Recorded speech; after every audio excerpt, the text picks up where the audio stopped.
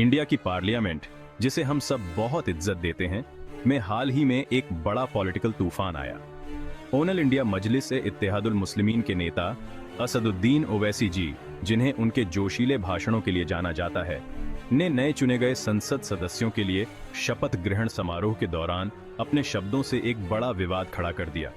लोकसभा, जो पहले से ही उत्साह और उम्मीदों से भरी हुई थी, पलक झपकते ही विचारधाराओं के युद्ध क्षेत्र में बदल गई।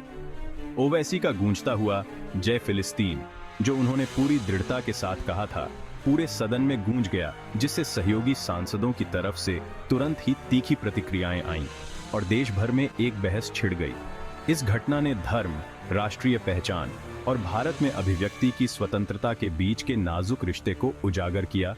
इसने फिलिस्तीनी मुद्दे की गंभीरता को भी रेखांकित किया, जो संघर्ष क्षेत्र से हजारों मील दूर भी मजबूत भावनाओं को उजागर करने और राय को विभाजित करने में सक्षम है।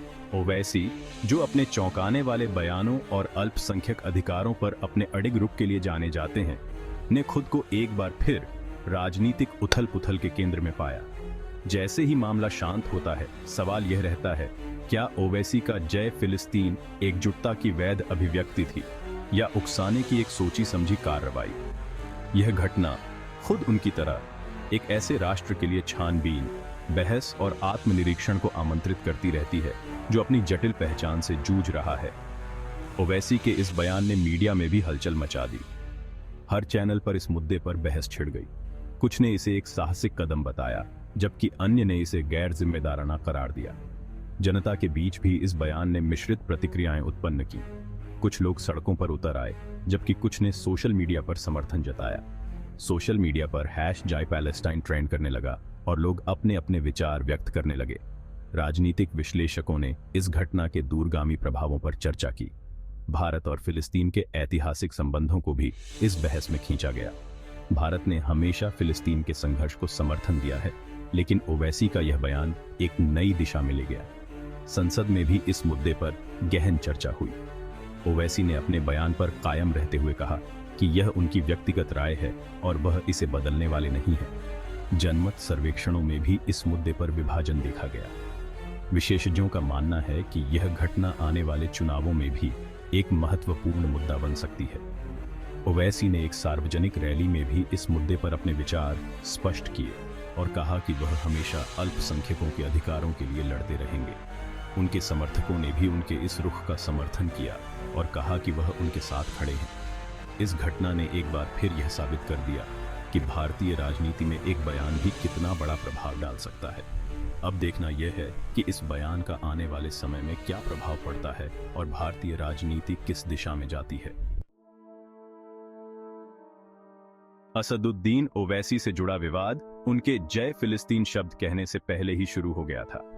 अपनी शपथ उर्दू में लेने का चुनाव करके, एक ऐसी भाषा जो भारतीय इतिहास और संस्कृति से गहराई से जुड़ी हुई है, लेकिन अक्सर इसे एक सांप्रदायिक नजरिए से देखा जाता है, ओवैसी ने एक बयान दिया। उनका यह फैसला, जबकि संवैधानिक रूप से सुरक्षित है, तुरंत ही संसद के भीतर कुछ वर्गों का ध्यान अपनी ओर खींच लिया, जो अपने कट्टर हिंदी राष्ट्रवादी रुख के लिए जाने जाते हैं। माहौल, जो पहले से ही भाषाई राजनीति से चार्ज था, और भी विद्युतीकृत हो गया जब ओवैसी ने अपनी शपथ एक शक्तिशाली जय फिलिस्तीन के साथ समाप्त की। यह घोषणा, जो उनके विशिष्ट जोश के साथ दी गई थी, सिर्फ एक नारा नहीं थी, यह एक संदेश था। इसने पैलेस्टीनी लोगों और आत्मनिर्णय के लिए उनके संघर्ष के साथ उनकी एकजुटता को रेखांकित किया। इसने भारतीय आबादी के एक महत्वपूर्ण वर्ग के बीच पैलेस्टाइनी कारण के लिए गहरी सहानुभूति और समर्थन की एक कठोर याद दिलाई।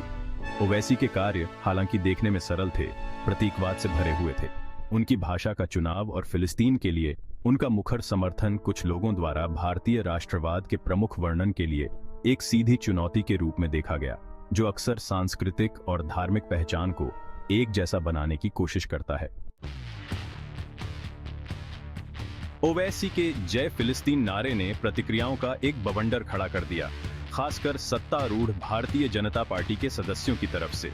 यह नारा न केवल एक राजनीतिक बयान था, बल्कि एक संवेदनशील मुद्दे पर एक स्पष्ट रुख भी था, जिसने कई लोगों को चौंका दिया। भाजपा के कई नेताओं ने ओवैसी के शब्दों की निंदा करने में समय नहीं गंवाया। और तुरंत ही उनके खिलाफ मोर्चा खोल दिया। उन्होंने इसे एक गंभीर मुद्दा बनाते हुए इसे देश की एकता और अखंडता के खिलाफ बताया। उन पर वैमनस्य फैलाने और संसद की गरिमा का अनादर करने का आरोप लगाया। भाजपा नेताओं ने कहा कि ओवैसी का यह बयान न केवल संसद की मर्यादा के खिलाफ है, बल्कि यह देश की सुरक्षा और संप्रभुता के लिए भी खतरा है। भाजपा, जो लंबे समय से एक अधिक मुखर और बिना माफी मांगे हिंदू राष्ट्रवादी एजेंडे की वकालत करती रही है, ने ओवैसी के कार्यों को अपनी विचारधारा के नजरिए से देखा। उन्होंने इसे अपने राजनीतिक एजेंडे को आगे बढ़ाने का एक अवसर माना। भाजपा की प्रतिक्रिया तेज और तीखी थी। उन्होंने ओवैसी के बयान को देशद्रोह के रूप में चित्रित किया और इसे एक गंभीर अपराध बताया। ओवैसी पर देश विरोधी और उकसाने वाले व्यवहार के आरोप लगाए गए और यह भी कहा गया कि उनका यह बयान देश की अखंडता के खिलाफ है। साथ ही तुरंत माफी की मांग संसद में गूंज उठी। भाजपा नेताओं ने जोर देकर कहा कि ओवैसी को अपने बयान के लिए सार्वजनिक रूप से माफी मांगनी चाहिए। भाजपा के कुछ सदस्य तो ओवैसी की भारत के प्रति निष्ठा पर सवाल उठाने तक चले गए और यह भी कहा कि उनका यह बयान देश के प्रति उनकी वफादारी पर सवाल खड़ा करता है। यह इशारा करते हुए कि फिलिस्तीन के लिए उनका समर्थन उनके अपने देश के साथ विश्वासघात का संकेत देता है। भाजपा नेताओं ने इसे एक गंभीर मुद्दा बनाते हुए इसे देश की सुरक्षा के लिए खतरा बताया। इस घटना ने भाजपा को अपने वर्णन को आगे बढ़ाने के लिए गोला बारूद मुहैया कराया और उन्होंने इसे अपने राजनीतिक एजेंडे को आगे बढ़ाने का एक अवसर माना, जिसमें किसी भी असहमति या आलोचना को, खासकर धार्मिक अल्पसंख्यकों की तरफ से, स्वाभाविक रूप से देश विरोधी के रूप में दर्शाया जाता है। भाजपा ने इसे अपने राजनीतिक लाभ के लिए इस्तेमाल किया और इसे एक गंभीर मुद्दा बनाते हुए इसे देश की सुरक्षा के लिए खतरा बताया। ओवैसी के कार्यों की भाजपा की कड़ी निंदा केवल एक सहज प्रतिक्रिया नहीं थी, यह एक सोची समझी रणनीति थी, जिसका उद्देश्य अपने राजनीतिक एजेंडे को आगे बढ़ाना था। यह उनके हिंदू राष्ट्रवादी आधार को मजबूत करने और भारतीय राजनीतिक परिदृश्य के भीतर असंतुष्ट आवाजों को और हाशिए पर धकेलने के लिए एक सोची समझी चाल थी। भाजपा ने इसे अपने राजनीतिक लाभ के लिए इस्तेमाल किया और इसे एक गंभीर मुद्दा बनाते हुए इसे देश की सुरक्षा के लिए खतरा बताया। भाग 4, कानूनी भूल भुलैया नेविगेट करना। क्या नारे पार्लियामेंटीय करियर को पटरी से उतार सकते हैं? ओवैसी का जय फिलिस्तीन नारा, हालांकि निश्चित रूप से उकसाने वाला है, भारतीय संसद के भीतर अभिव्यक्ति की स्वतंत्रता की कानूनी सीमाओं के बारे में सवाल उठाता है। जबकि भारतीय संविधान का अनुच्छेद 105 पार्लियामेंटीय कार्यवाही के दौरान कहे गए शब्दों के लिए सांसदों को कुछ प्रतिरक्षा प्रदान करता है, यह एक पूर्ण अधिकार नहीं है। सवाल यह उठता है, क्या ओवैसी का नारा पार्लियामेंटीय विशेषाधिकार का उल्लंघन करता है या राष्ट्रीय सुरक्षा के लिए खतरा है, जिन आधारों पर उनकी प्रतिरक्षा को चुनौती दी जा सकती है? कानूनी विशेषज्ञ इस मुद्दे पर बंटे हुए हैं। कुछ लोगों का तर्क है कि ओवैसी के शब्द, जबकि विवादास्पद हैं, संरक्षित भाषण के दायरे में आते हैं, विशेष रूप से हिंसा या नफरत के लिए किसी भी प्रत्यक्ष उकसाव की कमी को देखते हुए। हालांकि दूसरों का तर्क है कि उनके कार्यों को संभावित रूप से वैमनस्य को बढ़ावा देने या भारत की संप्रभुता और क्षेत्रीय अखंडता पर सवाल उठाने के रूप में माना जा सकता है, जिससे कानूनी कार्रवाई हो सकती है। भाग 5, असदुद्दीन ओवैसी एक फायरब्रांड नेता जो विवादों को आमंत्रित करता है। उनकी राजनीति और बयानबाजी ने हमेशा से ही लोगों का ध्यान खींचा है। ओनल इंडिया, मजलिस-ए-इत्तेहादुल मुस्लिमीन या AIM-IM के नेता असदुद्दीन ओवैसी विवादों से अनजान नहीं है। वे अपने तीखे भाषणों और स्पष्ट विचारों के लिए जाने जाते हैं। अपनी ज्वलंत वाक्पटुता, तीक्ष्ण बुद्धि और मुस्लिम पहचान की राजनीति के प्रति अटूट कमिटमेंट के लिए जाने जाते हैं। उनकी भाषण शैली और विचारधारा ने उन्हें एक अलग पहचान दिलाई है। उनका उदय भारत के मुस्लिम अल्पसंख्यक की बढ़ती चिंताओं और असुरक्षाओं के साथ मेल खाता है, जो अक्सर खुद को तेजी से ध्रुवीकृत होते समाज में हाशिए पर और निशाना बनाते हुए पाते हैं। ओवैसी ने इन मुद्दों को प्रमुखता से उठाया है।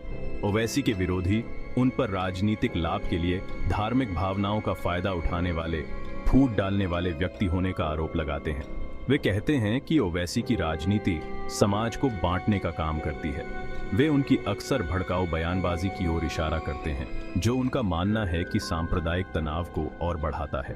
उनके विरोधियों का मानना है कि ओवैसी की बयानबाजी से समाज में दरारें और गहरी हो जाती हैं। हालांकि उनके समर्थक उन्हें असंतोष की एक बेहद जरूरी आवाज के रूप में देखते हैं, जो यथास्थिति को चुनौती देने और हाशिए पर पड़े लोगों के अधिकारों की वकालत करने से नहीं डरते।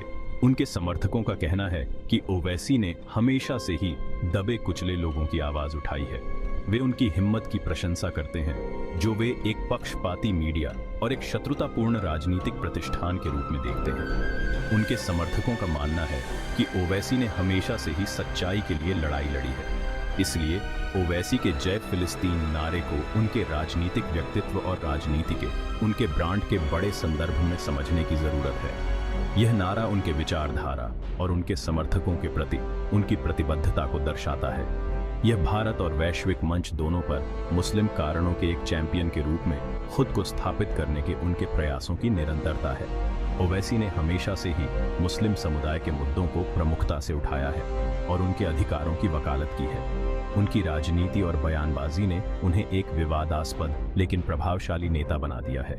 ओवैसी का राजनीतिक सफर और उनके विचारधारा ने उन्हें भारतीय राजनीति में एक महत्वपूर्ण स्थान दिलाया है।